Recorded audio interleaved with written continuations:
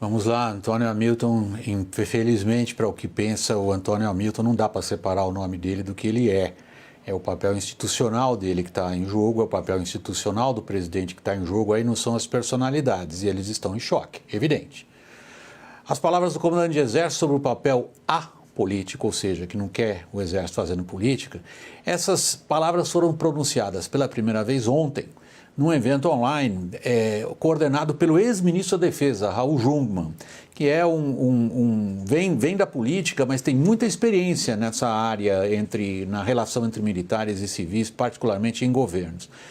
Que ainda tinha indagado, o Raul Jungmann, tinha feito a pergunta ao comandante do Exército, e aí veio essa resposta, que foi entendida como um recado a Bolsonaro. Então nós fizemos essa pergunta, agora ao Raul Jungmann, numa entrevista gravada há pouco, ao ex-ministro da Defesa. Como que ele avaliou a resposta que ele ouviu do comandante do Exército? Confira. Eu avalio da seguinte maneira. Nós temos militares que estão em funções políticas e que falam, digamos assim, pelo governo e politicamente, mas não falam pelas instituições militares, nunca falaram, William. E nós temos as Forças Armadas, que estão dentro do seu papel constitucional, voltado para as suas atividades profissionais e de Estado, e que, portanto, estão distantes da política.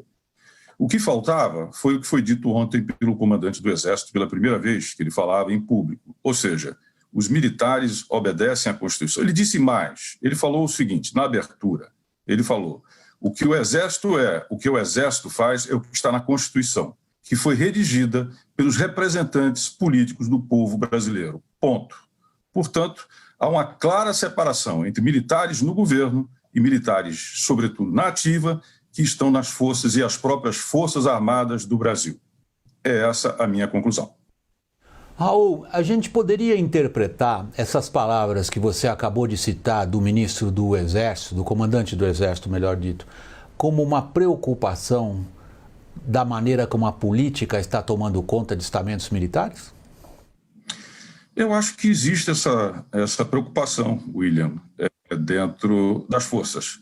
Mas existe também uma ampla maioria, eu diria, que está voltada para as suas atividades profissionais e que está totalmente focada nos seus deveres constitucionais.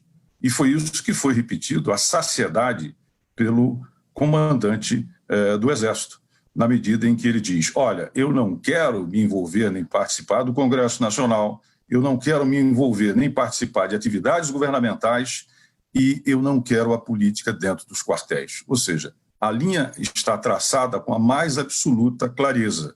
E isso, obviamente, só reforça o papel de Estado, de instituições regulares e de Estado e atentas ao seu mandamento constitucional que as Forças Armadas brasileiras têm hoje. Em especial, claro, pelo comandante do Exército que assim falou. Raul, por último, está pública a desavença, com bastante aspereza nas trocas de palavras, apesar delas parecerem nem tão duras, entre o presidente da República e o seu vice-presidente general Hamilton Mourão. Esse é um tipo de conflito que, na sua avaliação e a partir da sua experiência como ex-ministro da Defesa, tende a se agravar?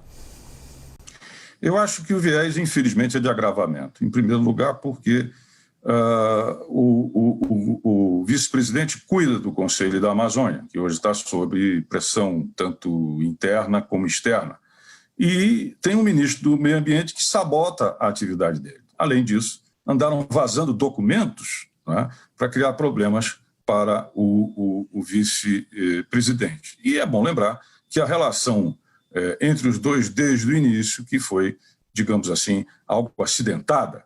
Houve uma espécie de intermezzo que durou praticamente 1 ano e meio, 2 anos, mas isso está voltando agora.